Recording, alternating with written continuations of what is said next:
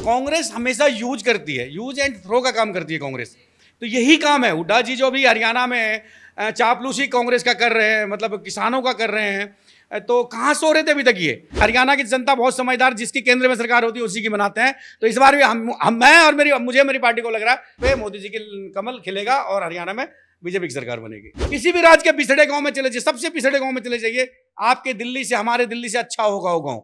तो ये हाल कर दिया केजरीवाल ने दिल्ली का।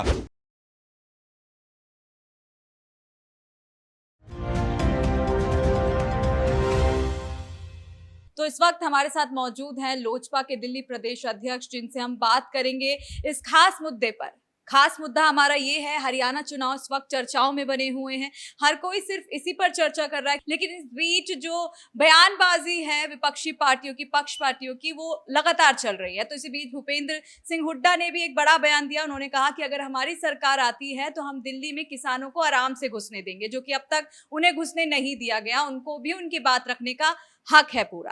लेकिन इस पर सर क्या सोचते हैं, सर की क्या राय है, क्या वो सहमत है इस बात से? चलिए जानते हैं। सर, सबसे पहले तो बहुत बहुत स्वागत है आपका। जी प्रणाम आपके चैनल को। देखिए, आपने भी इनका बयान सुना होगा। भूपेंद्र सिंह हुड्डा ने ये बयान दिया है कि हमारी सरकार यानी कि कांग्रेस आ जाती है तो हम तो किसानों को पूरी इजाजत देंगे घुसने की दिल्ली में। नहीं, दिल्ली में घुसने की इजाजत किसी को भी नहीं है। अगर ये अराजकता का माहौल बनाना चाहेंगे तो दिल्ली में किसी के लिए इजाजत नहीं है, क्योंकि दिल्ली में देश के सारा सिस्टम दिल्ली से ही चलता है। देश के राष्ट्रपति, प्रधानमंत्री, सारे देशों के यहाँ पे जो राजदूत है वो दिल्ली में रहते हैं। तो दिल्ली में अराजकता फैलाने का तो किसी को दिया ही नहीं जाएगा परमिशन, चाहे वो कांग्रेस की सरकार आ जाए, किसी की आ जाए, क्योंकि दिल्ली में केंद्र शासित प्रदेश है और जो केंद्र सरकार है, एनडीए की सरकार है, और वो सक्षम है अपने तरीके से साफ सुथरा फैसला लेने के लिए। और जो एनडीए है वो हितैषी, ओरिजिनल हितैषी अगर कोई है किसानों का तो वो एनडीए है। कांग्रेस हमेशा यूज करती है, यूज एंड थ्रो का काम करती है कांग्रेस। तो यही काम है। हुड्डा जी जो भी हरियाणा में चापलूसी कांग्रेस का कर रहे हैं, मतलब किसानों का कर रहे हैं, तो कहाँ सो रहे थे अभी तक ये? आज से पहले 10 साल 2005 से लेके 2004 से लेके 2014 तक इनकी सरकार थी। क्यों नहीं इन्होंने जो एनएसपी कांग्रेस उसके लिए, किसानों के लिए था, क्यों नहीं लाए लोग? लेकिन जब हमारी सरकार है, इंडिया की सरकार आई है, मोदी जी की सरकार आई है, तो सरकार तो कानून बना के लाना चाहती है, लेकिन यही विपक्ष के लोग, यही उकसा के लोगों को रोका है। किसान, हम भी किसान परिवार से हैं, किसान हमारे परिवार हैं, हमारे माता हैं, पिता हैं, उन लोगों के लिए हम कुछ नहीं बोलेंगे। लेकिन कांग्रेस की नीयत बिल्कुल साफ नहीं है, और कांग्रेस की सरकार कहीं भी आ जाए, लेकिन कांग्रेस को संविधान खत्म करने का, अराजकता फैलाने का बिल्कुल ही उनको यहाँ पे दिल्ली में पास नहीं किया जाएगा, उसे किसी भी आदेश को। देखिए, आपको ऐसा कहीं ना कहीं ये नहीं लगता कि देखिए हरियाणा में किसान लोग जो हैं वो ज्यादा है, तो कहीं ना कहीं जो कांग्रेस इस वक्त ये जो बयान उन्होंने दिया है वो किसानों को लुभाने के लिए किया है कि वोट उनको ज्यादा पड़े, इसीलिए किसानों के हित में बात कर रहे हैं ये लोग? नहीं, वो तो मैं क्या ही ये कह रहा हूँ, हरियाणा में चुनाव है इसीलिए हुड्डा जी इस प्रकार की बात कर रहे हैं। तो मैं अभी बोला, तो इससे पहले भी उनकी 10 साल केंद्र में सरकार रही है, हरियाणा में सरकार रही है, क्यों नहीं उन्होंने एनएसपी लागू किया?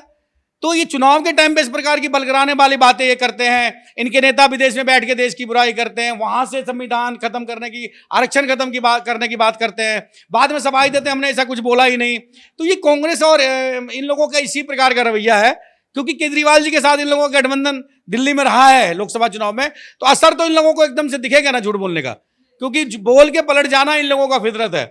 राहुल गांधी जी बोल के पलट गए कि संविधान खत्म कर देंगे, आरक्षण खत्म कर देंगे, फिर बोले नहीं हमारा तो काट कूट के दिखाया गया मीडिया द्वारा।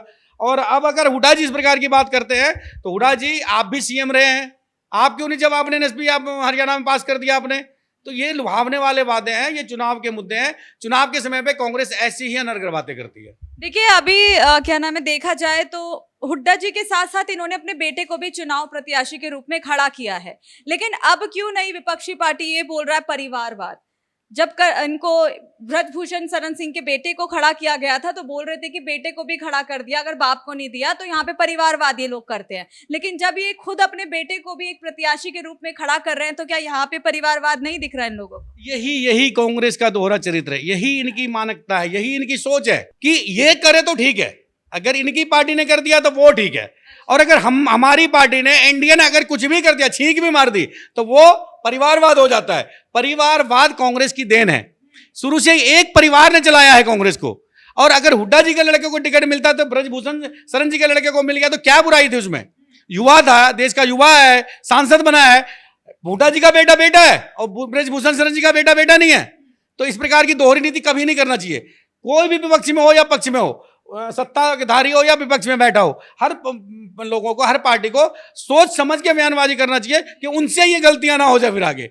क्योंकि अगर उन्होंने ब्रजभूषण सिंह शरण जी के बेटे पे विरोध किया था कांग्रेस ने, तो आज कांग्रेस को खुद अपने गिरेबान में झांक के देखना चाहिए कि उन्होंने हुड्डा जी के बेटे को कैसे टिकट दी थी। चलिए ठीक है, देखिए देखा जाए तो खुद ये लोग ये बोल रहे हैं कि हम आएगी तो कांग्रेस का ही आने वाली है हरियाणा में, और बीजेपी का तो कुछ नहीं है, 10 साल में कुछ नहीं किया और देश डुबा रहे हैं। ये वही हरियाणा का हाल इन्होंने अभी तक ये किया है। 2-2 साल पहले गड्ढे खुदवा देते हैं, भरवाते नहीं है, 3-3 साल हो जाते हैं, ऐसे लोगों का कहना है वहां के। तो कांग्रेस कह रही है हम आएंगे और हरियाणा को सुधारेंगे। तो कितना आपको लग रहा है कि हाँ भाई कांग्रेस आ रही है? कांग्रेस को देखिए जनता जनार्दन मालिक होता, वोट का जो मालिक है वो जनता जनार्दन है। वोट किसको करेंगे, किसकी सत्ता आएगी, ये तो 5 तारीख को 8 तारीख को पता लग जाएगा। लेकिन एनडीए सरकार डबल इंजन की सरकार है। अगर हरियाणा के लोग एनडीए को वोट करेंगे तो डबल इंजन की सरकार है मोदी जी की विकास की जो रफ्तार है वो तेजी से चलेगी। क्योंकि हरियाणा जो है एक बहुत ही अच्छा प्रदेश है, बहुत ही संपन्न प्रदेश है, चाहे किसान से चाहे हर चीज से लीजिए, बहुत संपन्न प्रदेश है। इसीलिए वहां की जनता बहुत सोच समझ के वोट करती है। जब भी आप देखिए, हमेशा से जिसकी केंद्र में सरकार रही है उसी की हरियाणा में सरकार रही है। तो ये भी नहीं भूलना चाहिए। और देखिए जो भी लड़ता है ना, चाहे वो कमजोर लड़े, चाहे एक विधान सीट पे 17 आदमी नामांकन भरता है, हर व्यक्ति कहता है मैं जीत जाता हूं। सबसे कमजोर व्यक्ति से भी जाके आप पूछिएगा तो कहेगा मैं 100% जीत रहा हूं। तो इसी प्रकार से सभी दलों को अपना उनका अधिकार है बोलने का कि उनकी सरकार आ रही है, वो बना रहे हैं।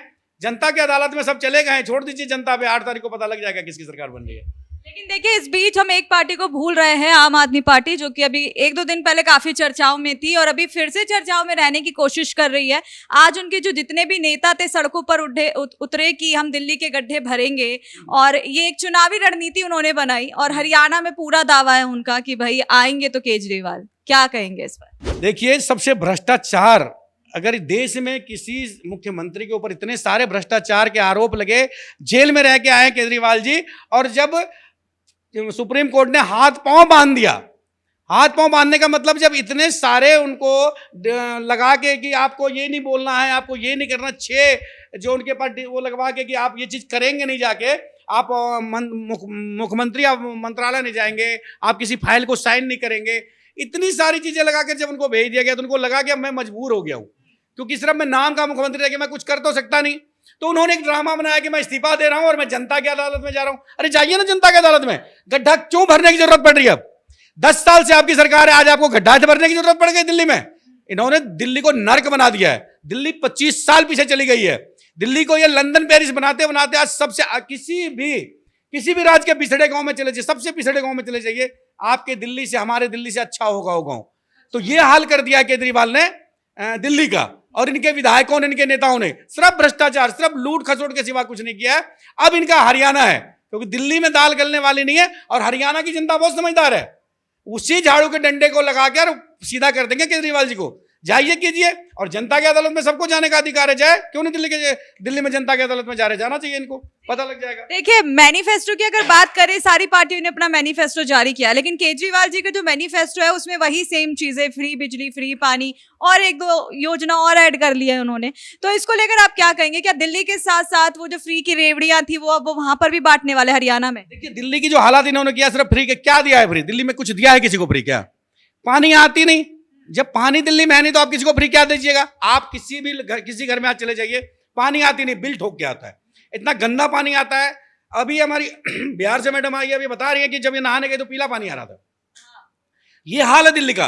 बिजली आज आप झुग्गी में चले जाइए, जो फ्री दिया ना इन्होंने, आज झुग्गी में चले जाइए, जो फैक्ट्री में वाट जो 4 किलो वाट आता है, वो आज एक झुग्गी वालों का बिल आ रहा है 4-4 किलो वाट का, ये फैक्ट्रियों का। तो दिया कुछ है नहीं फ्री, दोनों हाथ से वसूल रहे केजरीवाल जी, दोनों हाथ से भ्रष्टाचार के तहत वसूल रहे हैं, और ये जनता को बेवकूफ बना रहे कि हमने दिल्ली में दिया है। दिल्ली का बेड़ा गर्क कर दिया है। हरियाणा, हर राज्य में जहां ये गए, पंजाब में गए, पंजाब का हालत देख लिया, उड़ता नशे में उड़ता पंजाब बना दिया है पंजाब को। अब हरियाणा में गए, वहां भी कुछ ना कुछ नशा। दिल्ली में आज इतना ज्यादा नशा है, एक के एक साथ बोतल फ्री के चक्कर में आज बच्चे जाके देखिए, 16 साल, 15 साल, 12 साल के बच्चे नशा ड्रग्स भी ले रहे हैं। तो ये केजरीवाल जी की देन है। एक के साथ एक फ्री करने के चक्कर में इतना नशेड़ी बना दिया है दिल्ली को, ये अपाहिज करना चाहता है। जिस राज्य में भी एंट्री कर रहा वहां के युवाओं को अपाहिज करना चाह रहा है कि कोई इसका विरोध करने वाला नहीं रहे, क्योंकि युवा विरोध करेंगे, युवा पढ़े लिखे होंगे तो समझ जाते हैं। तो युवा के ही मानसिकता को ये फ्री का लालच देके नशे में ढकेल करके खत्म करना चाहता है। कैसे इसको सत्ता मिल जाए, इसी के चक्कर में ये परेशान है केजरीवाल कि बस मुझे सत्ता मिल जाए, झूठ बोल के फरेब करके बस मुझे सत्ता मिल जाए। चलिए तो आखिरी सवाल अपना कर लेते हैं, आपके हिसाब से क्या लगता है, यानी कि लोजपा पार्टी क्या चाहती है कि हरियाणा में क्या हो, क्या फेरबदल होना चाहिए या फिर जो मौजूदा पार्टी है? मोदी जी फिर से एनडीए आना चाहिए। मोदी जी देखिए डबल इंजन की सरकार हम चाहते हैं, एनडीए की सरकार हो, डबल इंजन की सरकार हो और विकास की रफ्तार रुके नहीं, क्योंकि अगर और कोई सरकार आती है और तो समन्वय बनाने में बड़ा दिक्कत होता है। कोई भी दल हो, मैं ये नहीं कह रहा हूँ किसी भी दल की अगर केंद्र में सरकार किसी और की होती है, राज्य में किसी और की होती है, तो वहां समन्वय में बनाने में बड़ा दिक्कत होती है। इसीलिए हरियाणा की जनता बहुत समझदार, जिसकी केंद्र में सरकार होती है उसी की बनाते हैं। तो इस बार भी मैं और मेरी पार्टी को लग रहा है कि इस बार भी एनडीए वहां पे मोदी जी की कमल खिलेगा और हरियाणा में बीजेपी की सरकार बनेगी। चलिए बहुत बहुत शुक्रिया।